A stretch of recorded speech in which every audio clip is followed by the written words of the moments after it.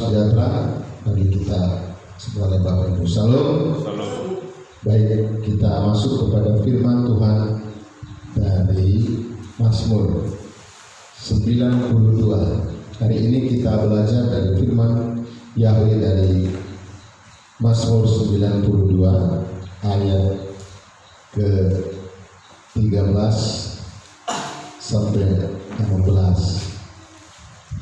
Mazmur 92 ayat 13 sampai yang ke-16. Saya baca bagi kita, saudara perhatikan, saudara boleh ikut membaca di tempat saudara duduk.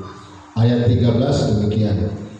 Orang benar akan bertumbuh subur seperti pohon korma. Dia akan bertumbuh seperti pohon aras di Libanon. Ayat 14.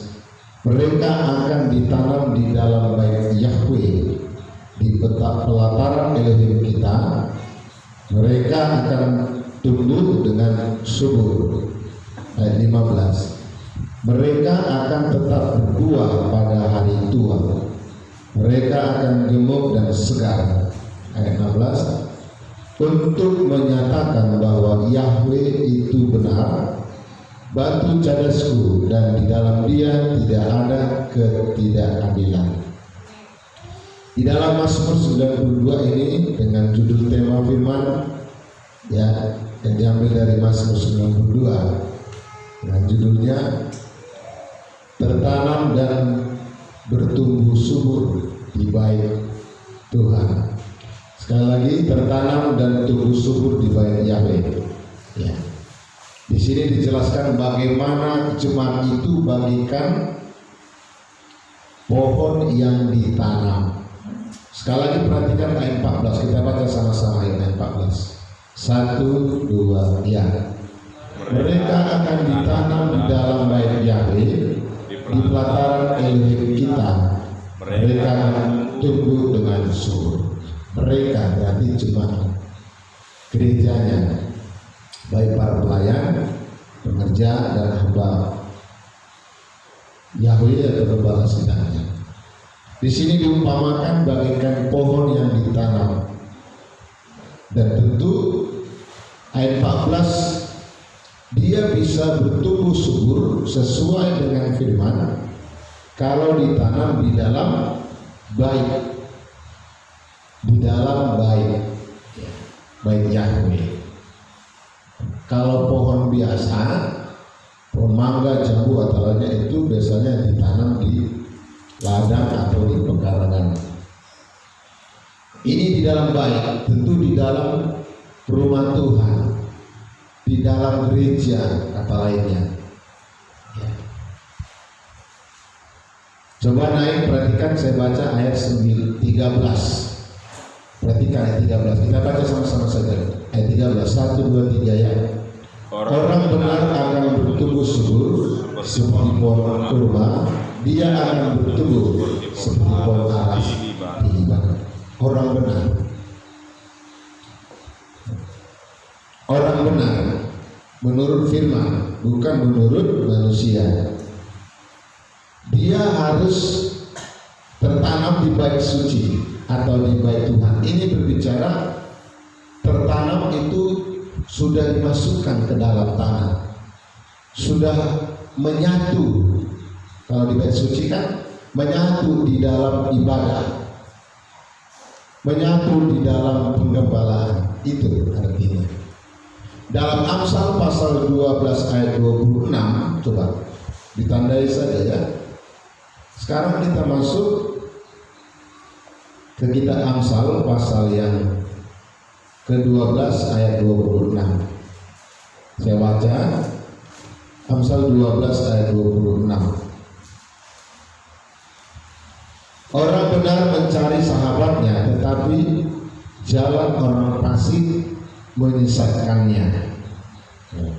Kalau di terjemahan lain, orang benar mendapati tempat penggembalaannya.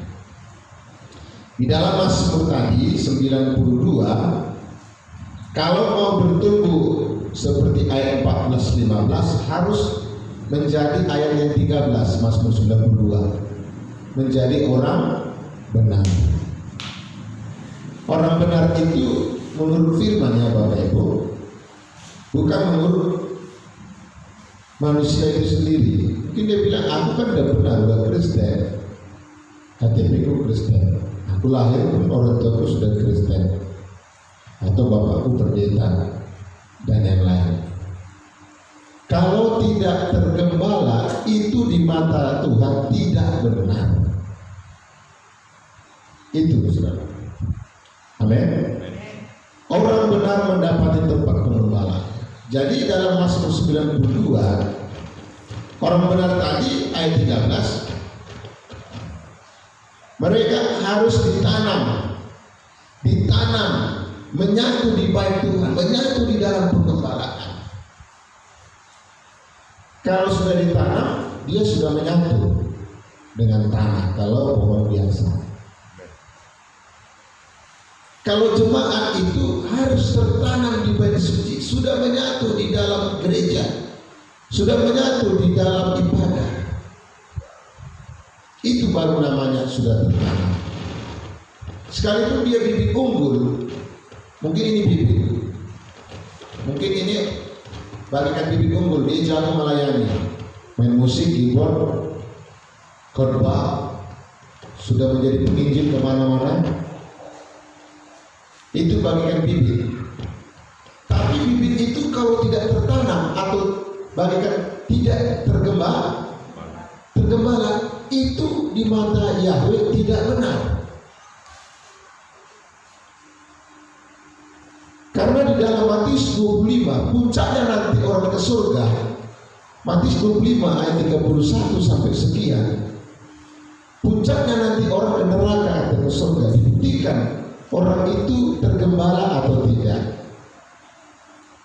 Maka dalam Matius 25 firman Tuhan katakan, kambing sebelah kiri ke neraka, domba masukkan ke sebelah kanan. Domba artinya yang tergembala. Yohanes 10 ayat 9 sampai 11, Tuhan berkata, Yesus, akulah gembala yang baik, kamulah domba. Pada saat itu dia menjadi manusia. Setelah dia naik surga atau disebut, dia menjadi roh kembali. Yohanes 21, Tuhan memesan kepada Petrus salah satu, Petrus, gembalakanlah domba-dombaku. Yohanes 21 itu bacaan itu. Lalu selanjutnya Efesus 4 ayat 11. 5 karunia yang diberikan Tuhan kepada para pelayan-pelayannya. Ada nabi, guru, penginjil, rasul, dan ada para gembala. Kalau dibilang gembala disebut itu manusia, gembala manusia yang menggembalakan domba. Seperti Yesus kata, Petrus, apakah engkau mengasihi aku? Gembalakanlah domba jiwa-jiwa ini atau jemaat-jemaat ini gembalakan. Tentu yang mau digembalakan. 1 Petrus 5 katakan, gembalakanlah mereka, jangan dengan terpaksa. Haleluya. Gembala sedangnya tidak terpaksa melayani, dan domba-domba yang digembalakan tidak terpaksa, harus sukarela. Baru klop 1 Petrus 5 itu. Barulah ayat 7-8 tidak diganggu oleh singa yang keliling mengaum-ngaum. Itu baru dia bagaikan pohon tadi, bisa dia bertumbuh subur. Dia tumbuh subur kalau ditanam tadi di bait Yahweh, di bait Elohim, di bait Tuhan. Hanya di dalam pengembalaanlah kita bisa bertumbuh dan berbuah. Kalau ada orang bilang bisanya bertobat berubah walaupun nggak ibadah, nggak betul itu saudara. Firman Tuhan katakan, pada mulanya adalah firman. Firman menciptakan segala sesuatu. Hanya firman Yahweh lah yang bisa merubahkan orang. Dengan filsafat, dengan ahli jiwa ahli segala macam lah. Itu tidak bisa berubah orang, bisa berubah sebentar. Tetapi dalam pengembangan lah kita bisa bertumbuh dan berbuah-buah. Bahkan dikatakan tadi ayat yang ke-15, kita baca ya sama-sama.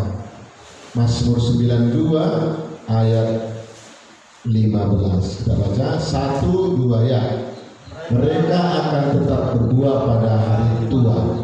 Mereka akan tumbuh dan segar. Kalau dia tetap tertanam di bait suci, tetap tergembala dengan dengaran dalam pengembalaan, tentu di dalam bait suci ada ibadah. Maka dalam tabernakel di situ ada roti yang dihidangkan di meja, roti. Yohanes 6 ayat 51, roti itu adalah firman. Akulah roti. Yohanes 6 ayat 51.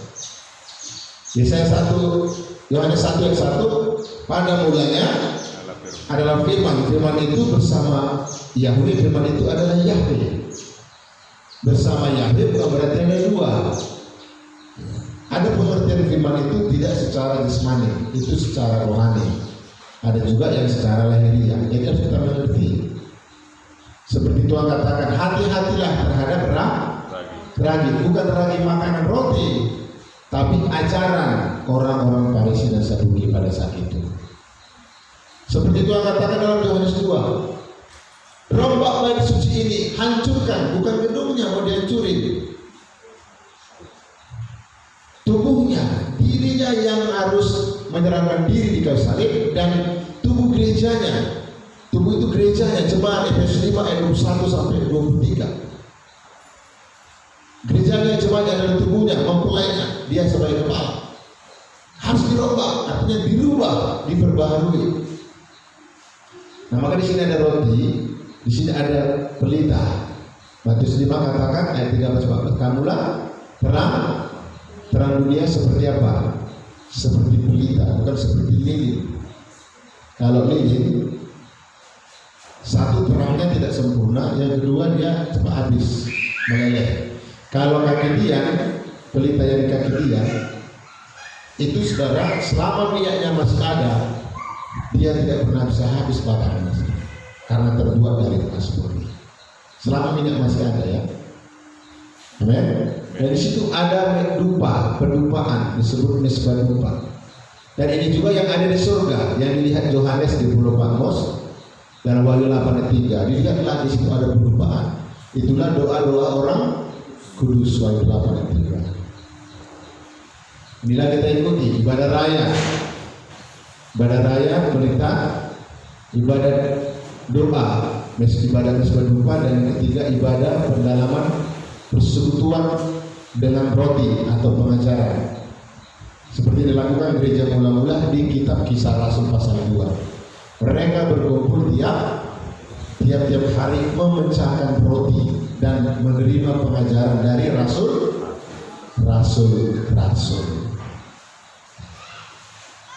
Nah, sekali lagi ayat yang ke-15, mereka tetap berbuah. Garis bawahi kata tetap, Bapak Ibu ya. Kata tetap artinya harus kita jaga buahnya. Bisa saja sudah berbuah dia, tapi nggak dijaga baik, bisa busuk buahnya kan. Bisa belum matang dia jatuh, belum matang dia jatuh atau gugur. Untuk bisa buah itu dinikmati, dia kan harus buah yang manis tentunya. Ya. Kalau kita beli buah, siapa pasti pernah makan buah kan? Yang namanya manusia pernah makan buah, baik dari kecil. Karena makanan pertama di Taman Eden dulu manusia itu makanannya buah. Pada zaman Nuh lah manusia sudah mulai makan daging, maka umurnya sudah mulai pendek. 120 tahun seperti Musa kan? Udah dibuat karena manusia seperti itu. Karena sejak makan daging jadi kedagingan juga. Ya.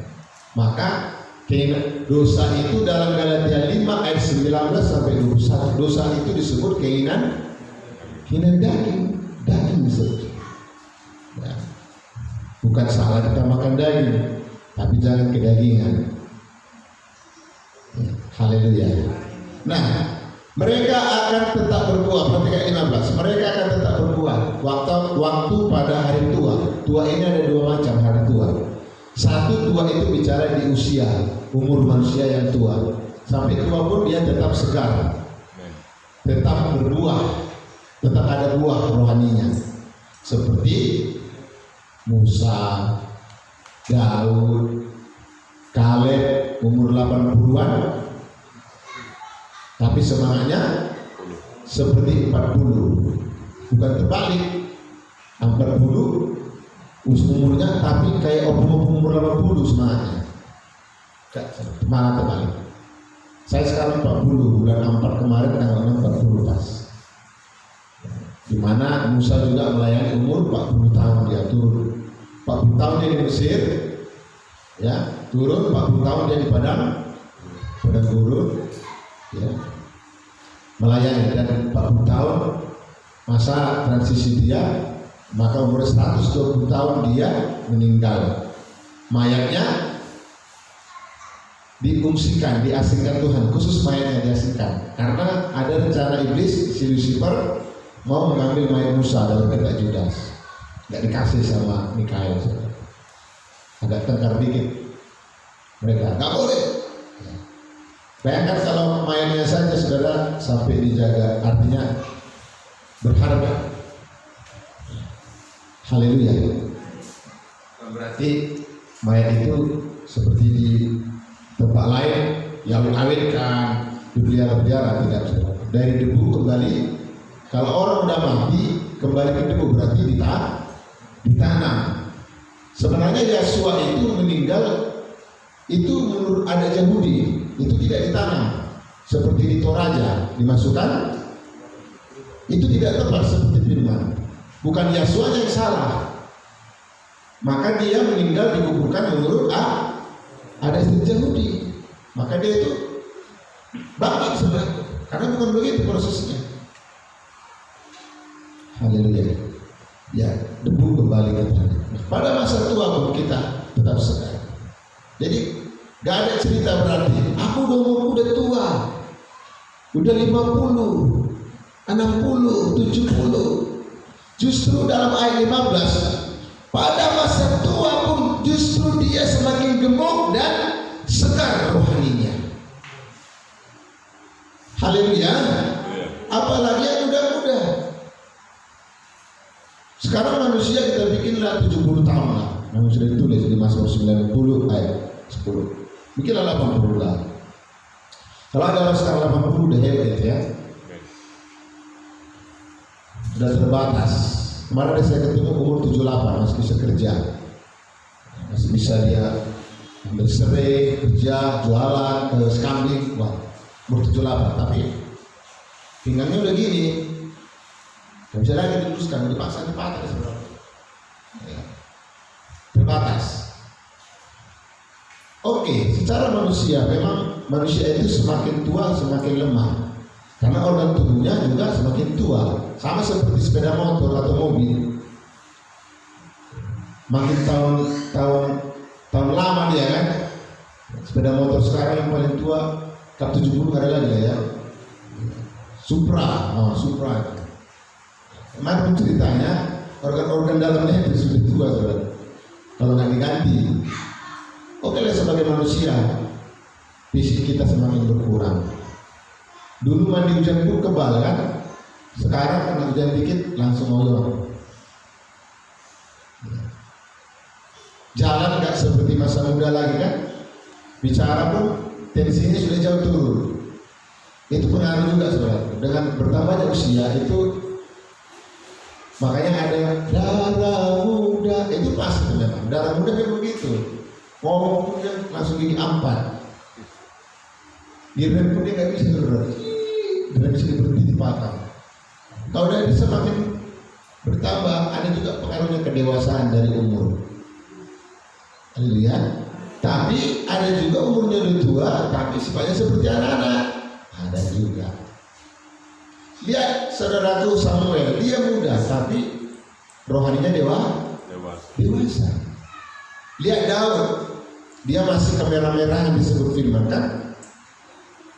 Tapi dia bisa kalahkan Goliat yang besar, yang berpengalaman, yang ditakuti setiap orang. Kemerah-merahan, kalau pipinya masih merah itu kira-kira umur berapa tahun? Laki-laki merah-merah, umur 9 sampai 12 tahun itu. Kecuali taruh apa? Makeup, nah itu juga merah-merah. Ini masih merah asli dia, makanya kalau masih muda dia, nah itu kemerah-merahan. Gak perlu lagi, kecuali udah mama 3 anak kan, mana merah lagi. Nah taruh dia ini, makeup. Dia masih muda, tapi bisa kalahkan Goliat. Jadi nggak ada alasan kita tua. Yang kedua, tua itu bicara akhir zaman. Umur bumi ini sudah tua. Itu bicara akhir zaman.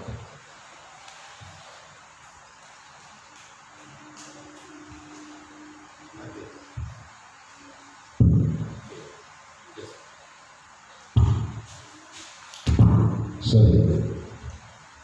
Kalau sudah tua, tapi saudara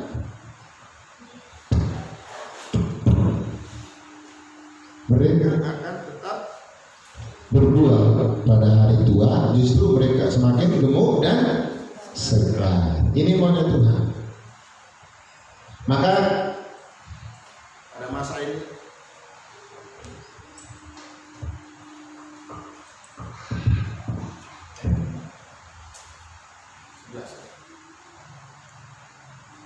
tes sebelum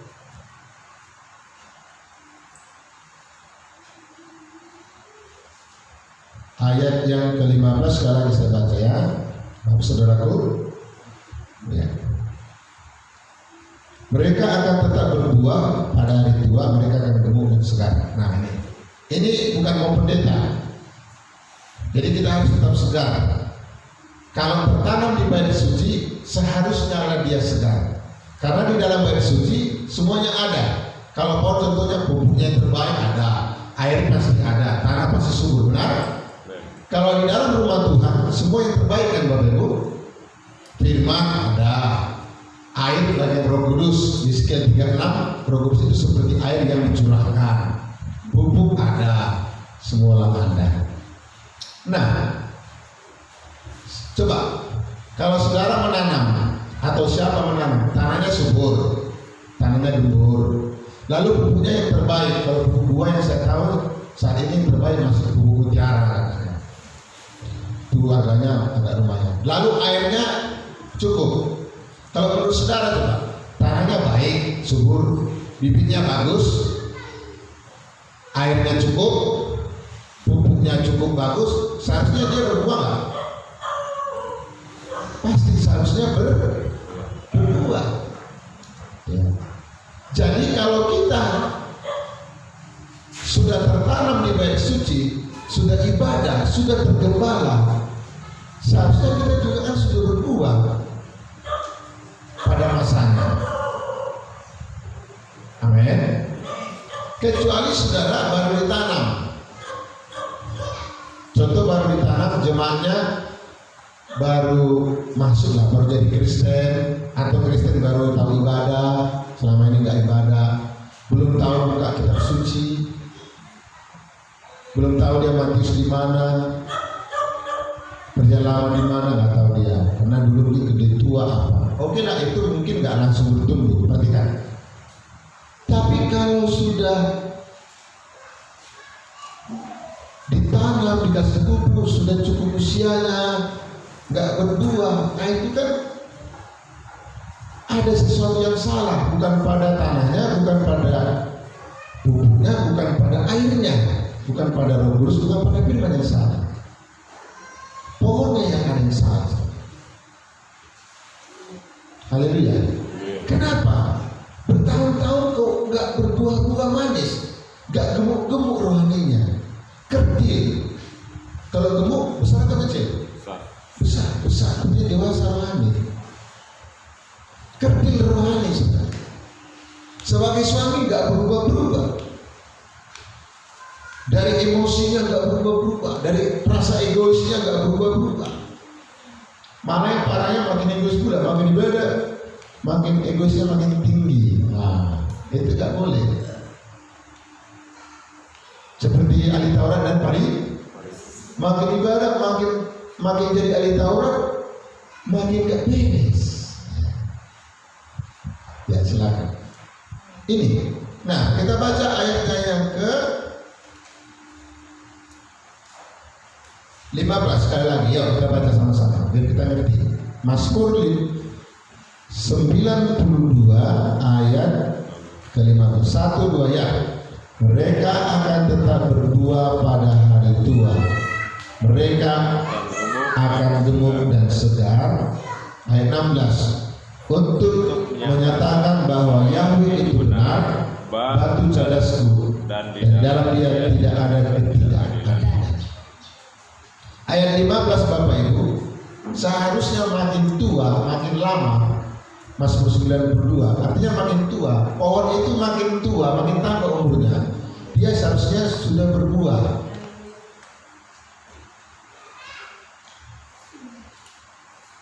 Jangan sama seperti pohon ara di kebun anggur. Sudah waktunya berbuah, lalu datanglah pemiliknya, mau ditebang. Lalu datanglah penjaga kebun, itulah para hamba-hamba Tuhan yang merawat pohon itu, para pelayan-pelayan Tuhan. Janganlah Tuhan kasihlah kesempatan. Itulah zaman kasih karunia perjanjian baru. Kalau perjanjian lama, dalam hukum-hukum Taurat perjanjian lama, kita semua sudah ditebang semuanya. Haleluya. Iya, benar saudara. Tapi karena zaman kasih karunia, berilah waktu setahun. Tapi nanti kalau tahun depan toh juga gak berbuah-buah dia, tebanglah dia. Kita mendapat tahun kasih karunia. Tahun 2020 juga adalah tahun kasih karunia. Walaupun tahun 2020 adalah menjadi tahun sejarah yang mengerikan bagi dunia. Tahun virus COVID-19 Corona. Ini pasti nanti akan dibikin ulang tahunnya, mengingat. Ulang tahun kan itu mengingat setiap tahun. Sejak ngeri loh. Sampai sekarang. Walaupun beberapa negara sudah gak peduli lagi, gak ada corona. Dan sudah tahu sendiri kan? Negara apa itu, Inggris yang salah ya, habis lockdown langsung makan bersama tanpa masker. Di Amerika Serikat sekarang ada lagi. Indonesia kita doakanlah biar Roh Kudus memberikan hikmat kepada pemerintah kita. Amin. Atau kan dihadapi aja, kau juga yang mati kan gitu. Ya kan tergantung pemerintah kita ini. Setiap negara di Vietnam nggak ada yang meninggal kan? Padahal lebih canggihnya Indonesia, lebih kaya. Tak ada satu pun yang meninggal corona, tapi banyak orang meninggal di situ. Di Indonesia sikit-sikit mati corona, belum tentu juga memang ada corona. Makanya kan banyak yang sampai ribut di rumah sakit. Bilang mati corona dan enggak. Makanya kita harus banyak berdoa, tetap tertanam di bait suci. Penyakit sampar apapun tidak akan kena kepadamu, kata firman. Mazmur 91, penyakit yang menular pada siang malam, itulah corona sekarang juga salah satu itu. Menular siang malam. Memang ada penyakit menular.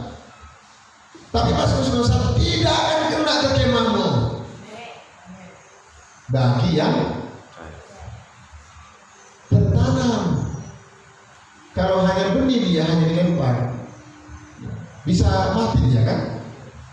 Bisa tumbuhnya nggak bagus, akarnya nggak dalam, kena angin dikit. Nah, makanya kalau masuk gereja jangan baikkan benih yang berserak-berserak. Firman Tuhan katakan harus tertanam, harus sudah menyatu dia di dalam pengembalaan. Kalau hanya simpatisan katanya, makanya itu benih teguhnya itu kayak simpatisan. Apa simpatisan aja di situ? Mana ada ikut Tuhan simpatisan? Contohnya datanglah si Ucok, Butet, aku cinta simpatisan sama kamu. Simpatisan? Gak ada, cinta Tuhan itu gak ada simpatisan. Haleluya. Benih itu kalau dia dilempar seperti ya pohon lah, tapi pohon mangga, dilempar aja bisa tumbuh, tapi akarnya nggak kuat. Beda dia kalau sudah tertanam. Jadi dalam ibadah itu harus tertanam supaya ibadah itu kuat bagi kita. Apapun masalahnya nggak bisa digoncang karena kita sudah tertanam dalam ibadah. Seperti Joshua, kan dalam kitab Joshua 24 ayat 15, bagikan yang sudah tertanam dia, kecuali dicabut itu pun nggak bisa, kecuali Tuhan yang mencabut, baru bisa itu. Karena tadi seperti pohon aras. Ayat berapa tadi? Ayat 13, perhatikan, Mazmur 92. Mazmur 92 ayat 13, saya baca lagi ya. Dia, bagi B, dia akan bertumbuh seperti pohon aras di Bandung. Baca nanti di Perjanjian Lama banyak tentang pohon aras. Cari di kamus kalau mau gampang dapatnya. Klik pohon aras muncul ya. Itu mempermudah. Nanti nggak pakai 3 ayat itu saudara nggak dapat dapat. Pohon aras itu adalah pohon terkuat di dunia. Tidak bisa tumbang dia. Badai apapun datang tidak bisa tumbang kecuali Tuhan yang menumbangkannya. Itu ayatnya. Berfirmanlah Yahweh, tumbanglah pohon aras di Bandung, Allah tumbang. Saking kuatnya saudara. Begitulah kehidupan kita menurut firman ini. Sudah seperti pohon aras? Gak ada yang berani jawab. Pontoge Pak, belum datang balik.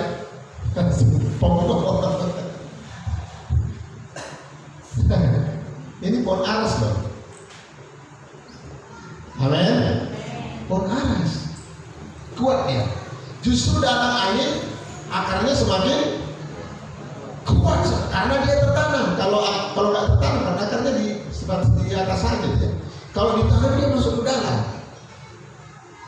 Kalau sudah tertanam kita di dalam Tuhan, dalam ibadah, datang pun angin mau menggoyah, nggak bisa ya saudara. Aku tetap harus ibadah. Angin kan banyak, angin orderan, angin famili datang famili. Pak Gembala, nggak ibadah kami ya, roh tulangku membuat kebus-kebus, membawa kue. Bisa nggak orang nggak ibadah karena datang familinya? Itu kan angin mau menggoyah. Justru waktu datang saudara kita harus buktikan kita orang yang beribadah. Ajak dia ibadah. Kalau dia nggak mau, mungkin karena beda gereja merek, ya nggak apa-apa, hargain dia. Tapi tetap dia, kita harus tahu.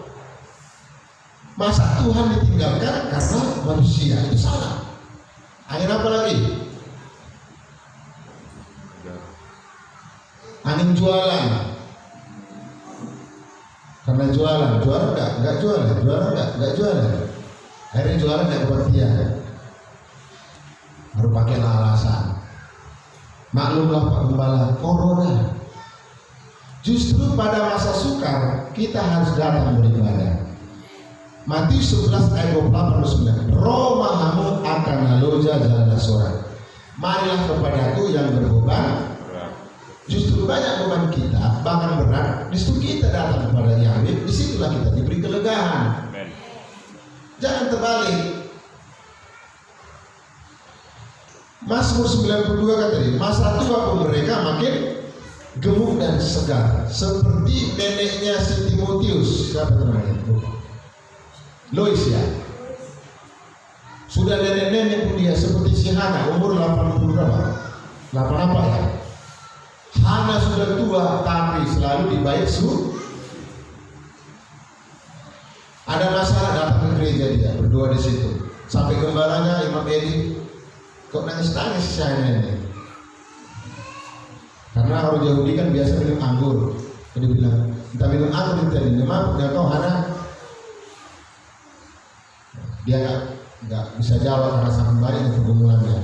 Hana itu tertekan batin dari istri tua ya, istri muda ya, istri mudanya suaminya, baik tertekan batin juga dari suaminya nggak ngerti, nggak paham. Itu kan sudah kita baca kan. Sampai gembala sidangnya pun Imam Eli tidak mengerti apa yang di hati sana. saking sedihnya, saking banyaknya pergumulannya, dia menangis, dia berdoa sampai menangisnya terseduh. Gimana nangis terseduh-seduh? Pernah lihat anak kecil nangis? Bukan, belum itu. Itu masih tangisan halus. Terseduh-seduh nangisnya. Sampai heran Imam ini, kenapa kau anak? Padahal dia lagi berumur. Walau dia sudah tua, dia suka di baris suci. Maka saudara kalau ada masalah, datang ke gereja, itu nampak jam dibuka. Walaupun dibuka mesti dibuka. Tidak mungkin dibuka terus nanti mas maling. Pak Gembala, aku mau berdoa, silakan. Masa kalah kita sama Katolik? Katolik kan ada kan tempat doanya? Haleluya. Sayang dong ini dibangun ratusan juta ini. Amin. Kalau hanya tutupan hanya 2 jam, silakan datang kemari berdoa. Bergumul disuruh kayak siapa? Iskia berdoa dia. Gak ada kawannya, dia menghadap tem. Dijawab doanya. Dijawab lebih daripada apa yang dia minta. Dia minta doa supaya sembuhnya penyakitnya, dapat bonus lagi. Bukan hanya sembuh sakit, tapi umurnya ditambah, diperpanjang. Gak jadi mati. Bisa saja sembuh sakitnya, mati bisa dilanggar. Bisa kan? Bisa orang saya melanggar kan? Dia kan hanya sakit sembuh sakitnya sembuh. Padahal dia sebenarnya hanya minta sakitnya sembuh. Dia kan sakit parah ketika itu. Sampai dia sudah bikin surat. Pernah sakit sampai sudah seperti bikin surat wasiat. Mami, nanti kalau meninggal aku, jangan lagi kau ya. Ada seperti itu. Kalau mati nanti aku jaga anak ini ya. Janganlah papi. Cara itu kotor. Ada pernah seperti itu. Istrinya sakit. Wah, nanti kalau meninggal aku, gak usah lagi aku ya. Lihat aja lah anak kita ini. Iya kata suaminya, kan nanti kau mati. Kalau tahu. Iskia itu sampai bikin surat wasiat loh kepada keluarga. Memang gak dikasih tahu suratnya. Pasti sedih lah, namanya besok mau mati. Tapi dia datang berdoa bagi yang tertanam di garis suci. Dijawab Tuhan doanya dengan luar biasa. Satu dia minta, 3 dikasih. Sakitnya sembuh, umur diperpanjang, tidak jadi mati. Dia kan sudah diponis mati kan? Nabi Yesaya sudah disuruh Yahweh, hambaku kasih tahu sama Iskia itu besok yang mau mati suruh kasih pesan lah. Berarti rupanya kalau mau meninggal pesan kepada orang tua itu juga dari Tuhan, karena kan Tuhan suruh kasih pesan sama keluarga. Makanya kalau udah tua orang harus kasih pesan. Tangan nama Hiyangi di Homor nama Raiki di Buder-Buderi di Homor. Biar jangan tengkar. Makanya banyak orang tua meninggal gak ada pertinggalnya. Kampak-kampakan lah dulu, kipas-kipasan. Kalau udah ada duit, mana cerita kembar berantem seperti Esau dan kembar. Seharusnya kan kembar satu ide satu muka, alisnya sama, rambutnya sama, tapi tengkar itu. Maka Bapak Ibu Saudara perlu kita mendengar firman dan melakukannya dengan sungguh-sungguh. Siap seperti Paul Harsibanon. Nanti hujan dikit pas sekali. Paul Harsibanon itu Pontoge. Kalau Paul Harsibanon datang pun badai, dia tidak akan tumbang. Malah datang angin kencang, Paul itu semakin kuat. Saya pernah ke Kalimantan. Kalau di Kalimantan pohon laras di Bandung itu pohon besi katanya. Ada pohon besi. Kalau sekarang seperti pohon jati lah ya. Jati. Nah, satu lagi mahoni. Nah, itu pohon yang kuat. Itu dia masih tinggal di Indonesia yang saya tahu. Yang paling kuat itu kan paling keras, paling kuat akarnya. Payah tumbang itu pohon jati itu pohon mahoni. Kalau di Kalimantan pohon besi kan, susah sekali sebenarnya tumbangnya. Begitulah kehidupan kita yang Tuhan inginkan. Datang badai-badai makin kuat. Amin.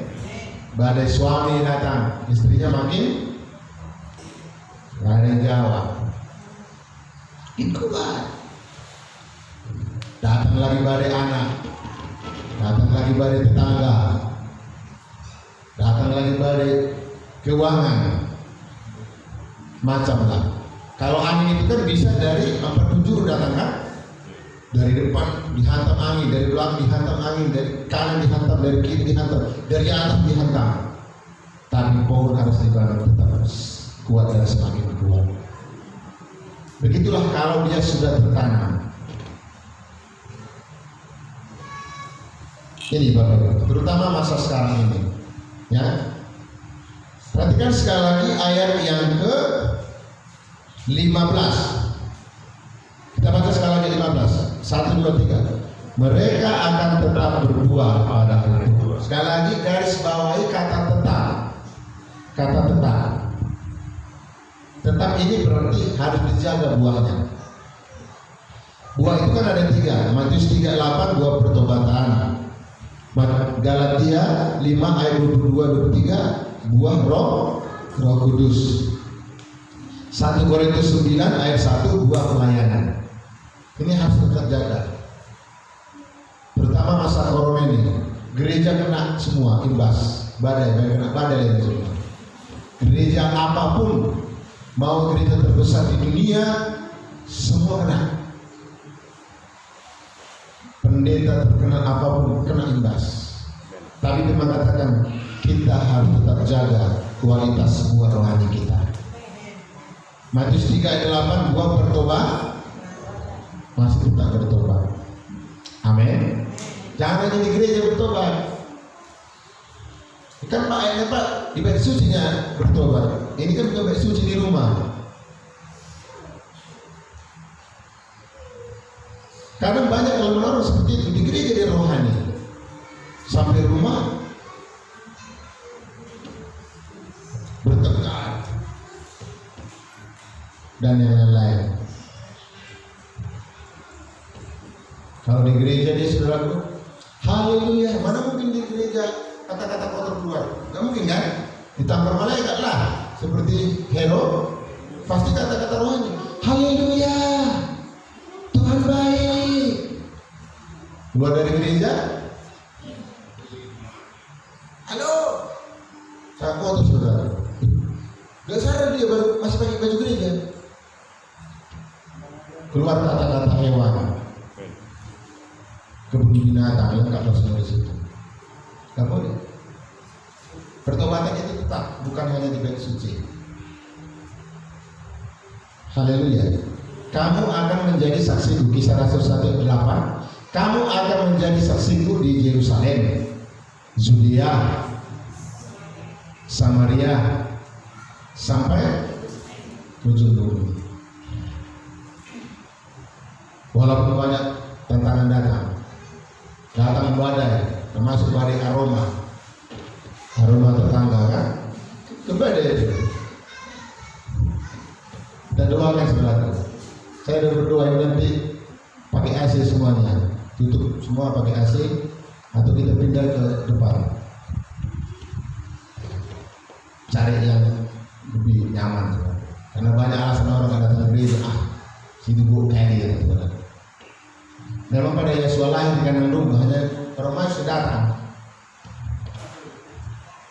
Ini orang manusia semua ini, kayak mau datang, datang jauh-jauh, kandang domba, bau lagi saudaraku, kasih lagi korban emas, mur, kasih lagi emas, mur, itu lebih emas mur, kasih lagi tembaga perak, semuanya dipersembahkan. Haleluya. Itu tanda kita mengasihi Yahweh. Amin. Mereka akan tetap berbuah, ini perlu kita jaga, tetap segar. Jangan minggu segar, besok melos. apalagi ada istilah bulan tua, tanggal tua maksudnya. Makanya kalau pekan Selasa, Kamis, Senin, kalau bulan tua itu kan sunyi, karena tahu dia bokeh ini semuanya kalau bulan tua, banyak lagu. Tetapi rohani kita harus tetap segar. Segar itu semangat. Buah pertobatan, lalu buah pelayanan. 1 Korintus 9 ayat 1 itu. Sebenarnya pada masa ini, masa corona ini kan banyak pelayanan jadi tertutup kan, terbatas, terhalang. Pelayanan ke penjara, KKR, seminar di mana-mana sekarang. Jangan pelayanan gereja, acara-acara bola dunia lah, apa semua kan ditunda. Stop.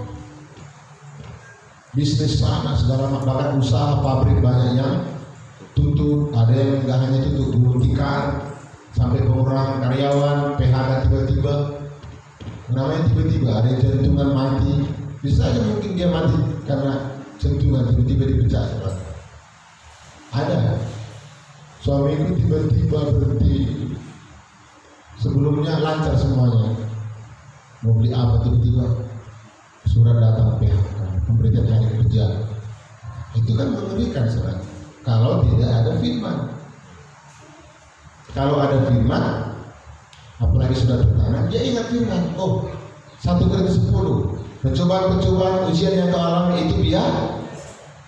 Berarti corona ini biasa kan? Biasa.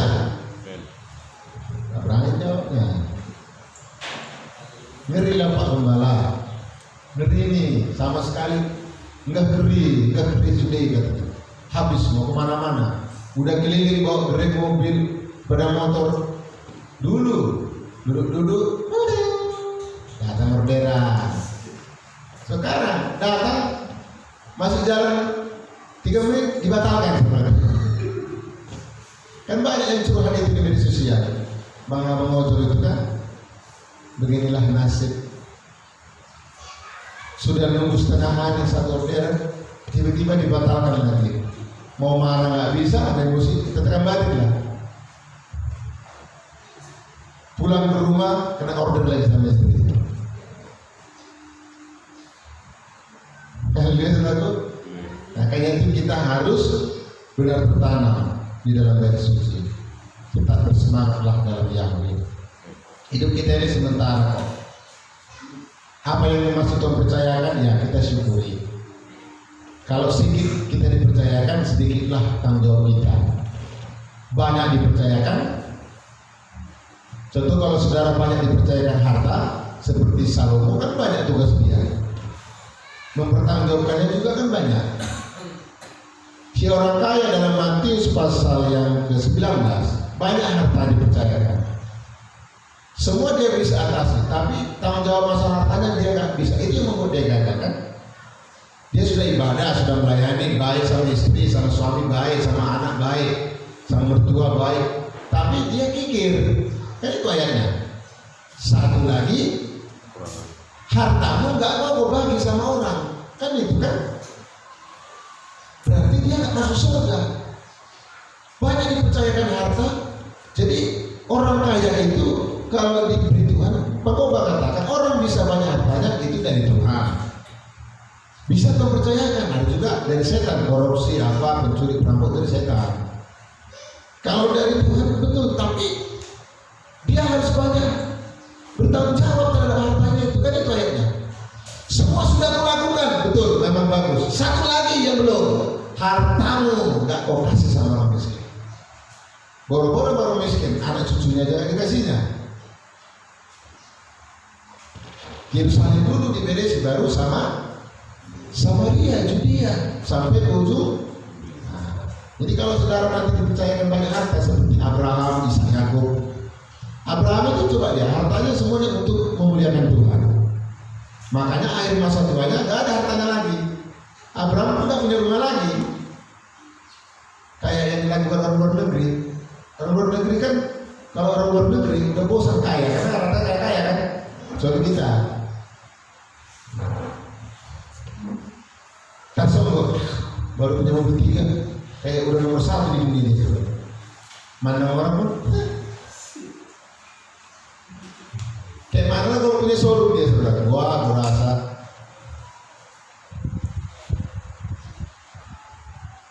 Si orang kaya juga kekurangannya kan.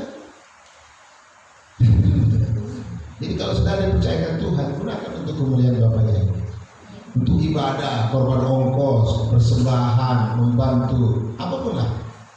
Pokoknya itu tujuan baik lah. Itu seperti Cornelius, dipercayakan dia jabatan lumayan, perwira tinggi di Roma. Dia bagi-bagi hartanya untuk menolong orang jauh di pada saat, karena dia kan di situ ketemu. Dibagi, dia kasih. Itu mau Tuhan. Jangan Filipi 2 mementingkan diri. Gereja mula-mula kan itu ditanamkan Roh Kudus. Kepunyaan harta jemaat itu milik bukan berarti dompetnya dompet bersama, enggak. Tetap dia harus punya usaha masing-masing. Ada yang jual tanah, ada yang jual rumah. Lalu bawa ke kaki ras. Di sini belum ada bawa kaki rasul. Ada yang bawa masalah terus. Pak Gembala udah coba-coba kan umat di Syam enggak? Enggak ada, belum ada yang jual tanah, jual rumah bawa kaki rasul, enggak ada. Jangan jual tanah. Masih beli kursi aja tuh dari apa itu? Kalau ada yang gereja mula-mula, haleluya, luar biasa pekerjaan Tuhan pada gereja mula-mula. Sekarang banyak egois, gembalanya yang kaya makin kaya, pilih lagi pakai berlian emas, apa jemaat tak makan, nggak bisa. Makanya saya terus katakan, dalam ibadah dilarang pakai emas. Kenapa sampai dilarang pakai emas? Baju yang mahal, mewah, berlian di sini tidak boleh. Kalau ada harganya boleh punya emas, boleh simpan. Dan ditujukan di dalam, karena banyak jemaat yang tidak memilikinya. Maka di gereja nggak boleh manggar-manggar. Sama seperti Pak kita, mau sepatu 5 juta kita dibuat. Rata sama sebelah. Haleluya. Baru beruntung lagi awet, cuma 6 tahun sekali di sepatu, soalnya kan batin aja sudah dibuat. Semua harta kita harus digunakan untuk kemuliaan Bapa Yahweh. Rumah gunakan untuk kemuliaan Tuhan. Rumahku akan disebut rumah doa. Jangan bikin sarang penyamuk.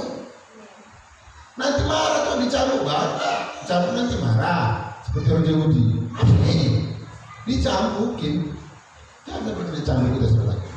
Karena kita buat rumah kita sarang penyamuk. Rumahku akan disebut rumah doa. Kita pun rumah doa. Haleluya.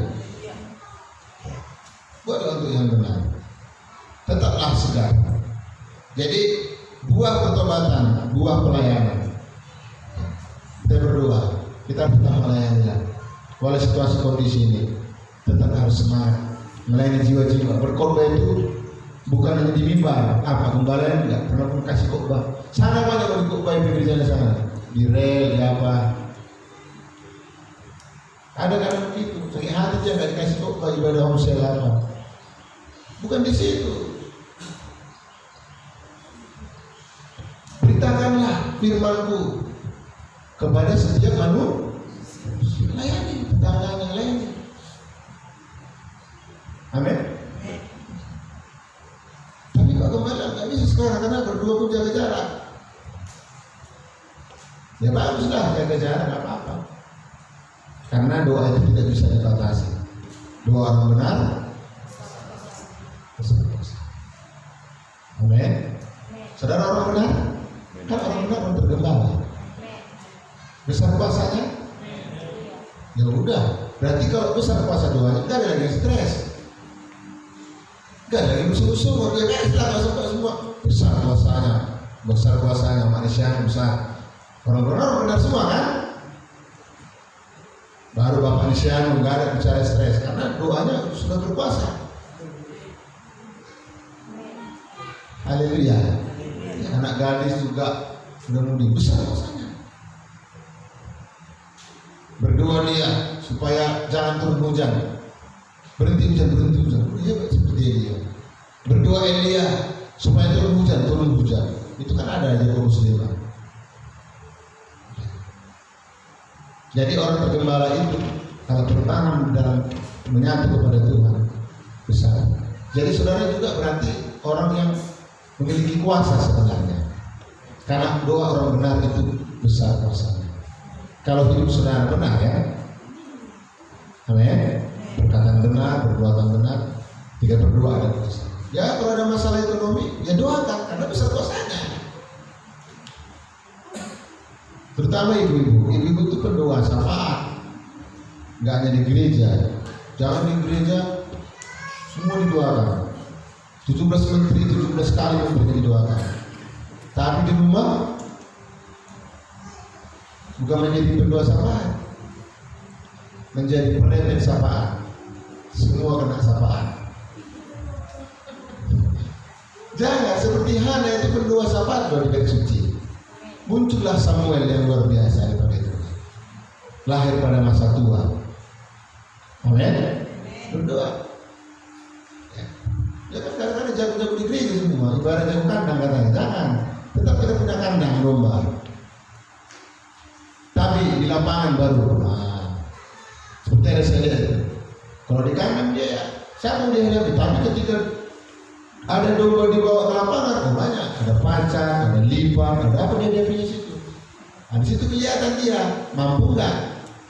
Kalau di kandang kan, nggak tangan punya kasih lumpur, keparisan kan. Tapi kalau udah dibawa ke lapangan, jangan hanya di gereja kita ini aja, di tempat ibadah, di luar juga harus terbuktikan. Ibu-ibu, mau di gereja juga kan. Dan tidak aslinya, mau nama aslinya dia gereja benar. Haleluya. Jadi gereja bisa senyum saudara. Sampai bapak di gereja demikian ya. Tapi di rumah sampai retak dinding, betul saudara. Ngamuk terus gerak. Maka dalam Matius 7 mau lihat pohon itu bagus atau enggak pohonnya, lihat dari buahnya hasilnya. Buah di gereja dan buah di rumah. Gak hanya di rumah juga. Di rumah baik-baik sampai di luar mata keranjang. Tiba-tiba makan bakso, ada kejadian ini saudara. Senang dia, papiku sayang, selamat tahun ya. Tiba-tiba ketemu di warung sama perempuan lain. Gak ada papi sayang lagi, palang pintu lah. Tapi dia bisa disabarnya, gak di dapat labraknya, gak dilabrak di warung saudara. Pulang saudara. Soalnya alasan apa? Pelayan Tuhan ini sudah mengerti firman ini suaminya. Maka berdua itu bukan hanya di sini. Jangan di gereja bicara tentang pengangkatan. Di luar panikotan. Ngeri deh panikotan kan? Sedikit. Ngeri deh. Ya tadi waktu datang duit,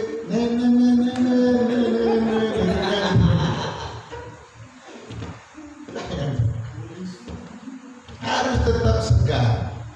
Paling tidak berdiam dirilah. Dan Bapak Yahweh yang tahu bersama staf-stafnya. Kayak mana suamimu, kayak mana istrimu, kayak mana anak kita, tetangga. Gak usah malah bawa-bawa itu coba. Yesaya katakan berperkaralah kepada Bapak Yahweh. Istri jangan banyak nuntut. Ini, nggak ada itu, nggak akan cair itu, percayalah. Coba saudara berdoa, Bapak Yahweh, jamah hati suami. Kok udah Bapak Yahweh jamah? Tambah lagi ada buku diari. Aku ingin beli bapilu nomor 2 baju baru. Taruh di situ, nanti dibaca suaminya. Amal. Lain ceritanya kan? Lain itu daripada baru pulang ini lah ada perang lain. Israel Palestina terus.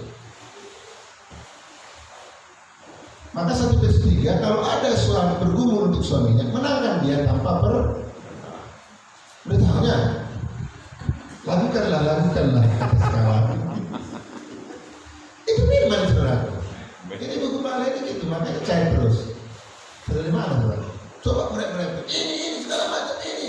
Tengok ini segala macam. Doa ini kan pusinglah suaminya. Udah nggak dikasih minum, direpeti lagi. Tambah lagi anak. Berdiam diri, banyak berdoa kepada Yahweh. Amin. Kan sudah saya bilang, mulai dari Taman Eden, suami dua yang ditakutinya. Yang pertama Tuhan, yang kedua rebetan. Belum ada yang tengok di kitab suci lagi-lagi yang tahan rebetan dari, termasuk Daud Bang. Siapa lagi? Salomo juga gagal karena saya tulis karena istrinya tumbanglah Salomo. Daud juga tumbang karena Ayub juga hampir lemah karena istrinya. Sampai dibilang si Ayub, kau kalau ngomong kayak orang gila, dan jangan lagi orang gila. Kau bicara seperti orang gila kata si Ayub. Karena darahnya ebeng. Si Ayub udah kena corona habis-habisan. Penyakit, uang habis, uang kandas semua, harta semua habis, giginya pun habis. Tinggal dulu. Kan itu kata firman. Ayo giginya tinggal gusi berarti tinggal gusi, giginya sudah habis semua. Gak ada uangnya. Ini gigi suaminya masih ada, syukur. Saya giginya pindah rata saudara. Wajah ngomong udah ngomong. Sampai dikatakan firman, napasnya si Ayub bau kepada istri. Dan mau lebih makan istrinya, ada bau. Jangan tinggal gusi sudah. Sabarlah saya bergumul. Saya pernah ada lemah. Kalau begini ya, lebih bagus aku mau salahin. Panik kota me. Jauhlah nyawa. Jangan saudaraku. Jangan. Amin saudaraku.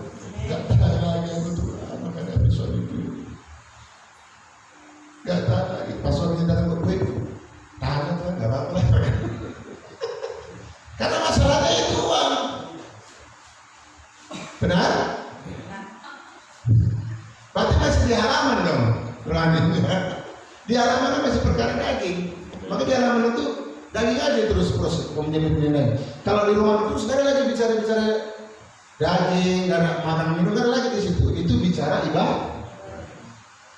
Kalau ibu-ibu ada uang abang saya, ada uang abang lain, berarti masih di halaman ruangannya. Wah Yusuflah, campakkan ganti keris. Nah, jangan saudara berubah naik ke atas. Nanti pulang dari sini ruangan kudus. Nama juga ruangan kudus. Di ruang kudus tidak ada lagi bicara makan minum. Karena kalau di halaman itu masih bisa makan, bicara makan kemudian daging apa. Kalau di ruangan kudus tidak ada lagi, itu sudah bicara roti, firman, itu sudah lain. Amin. Gitu. Tapi suami jangan intimidasi istrinya, nggak usah. Kalau dengan tadi kok makanya udah pola. Biar aja istri itu merenungkan. Lebih bagus bertobat masak di pohon daripada di karpet. Gak usah di karpet berarti. Amin. Masak di pohon artinya biarlah sadar sendiri. Jadi kalau ada suami yang nggak bertobat, udah di karpet-karpeti. Kalau kan bertobat, barang bertobat ya, jadi di karpet itu. Bertobat dia, tapi nggak enak. Kalau sudah masak di pohon, pasti laris panas. Amin. Sudah. Berarti nggak ada sudah. Berarti nggak ada lagi masalah karena semua sudah seperti pohon aras di mana. Siap seperti aras di mana? Datang pun angin badai, keuangan menipis, angin ekonomi, nggak apa-apa, tetap dia tahan. Paling hanya goyang sedikit. Makin kuat ya, makin berakar, makin datang ke masalah ekonomi, makin berdoa kepada Yahweh. Nah, gitu. Datang masalah, mungkin tentang pacar atau apa, calon lah yang muda segala macam. Mari, ingatlah firman Yahweh ini sudah tanpa terasa sudah mau bulan 8. Haleluya, nggak terasa kan? Kita nggak tahu ke depan bagaimana ini si corona ini. Karena sebablah seperti yang dikatakan badan WHO, corona nggak bisa hilang. Nah, siap-siaplah kita harus semakin memperkuat diri. Apa boleh buat? Semua udah lengking-lengking corona. Kami hancurkan, kami lenyapkan mereka. Itu karena karena semangatnya nggak apa-apa sih. Namun kehendak Yahweh lah yang terjadi. Haleluya. Kita doakan sekali lagi pemerintahnya biar mengambil keputusan yang dari kehendak Tuhan. Amin. Sekali lagi Bapak Ibu, tertanamlah, ya, tertanamlah. Jangan hanya berserak seperti tertanamlah di dalam, tertanamlah di dalam firman, tertanamlah di dalam Kristus, ya. Kita percaya, sekalipun masa corona ini, mujizat Yahweh pasti bisa terjadi. Seperti Elia kan, masa kesukaran, seperti pada zaman Yusuf.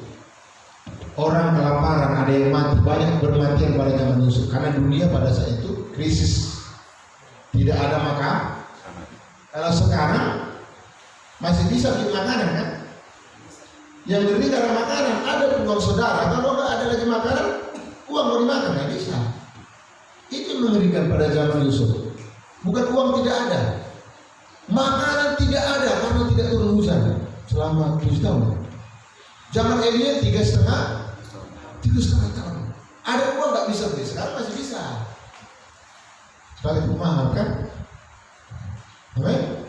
Kan sampah pun udah tak beli lagi sekarang. Namanya ikan sampah, tapi harganya 45.000. Tetapi saudara, di sana kesukaran bagi Yusuf aman hidupnya, karena dia punya lumbung dari Tuhan. Haleluya. Yakin ada lumbungnya? Supaya terbuka lumbungnya sungguh-sungguhlah. Haleluya. Yusuf aman. Saya lihat itu masih aman, masih kilatnya wajahnya saudara. Haleluya. Bersinar. Tapi kalau udah gak berkilat, krik lagi, aduh. Nah ini masih casnya bukan itu. Itu kita syukurin. Maka itu sekali lagi Yahweh inginkan kita tetap berbuah, segarlah gemuk, segar berbuah senantiasa di hadapan Yahweh. Mari kita berdiri, kita angkat pujian kita. Bapak Yahweh, kami bersyukur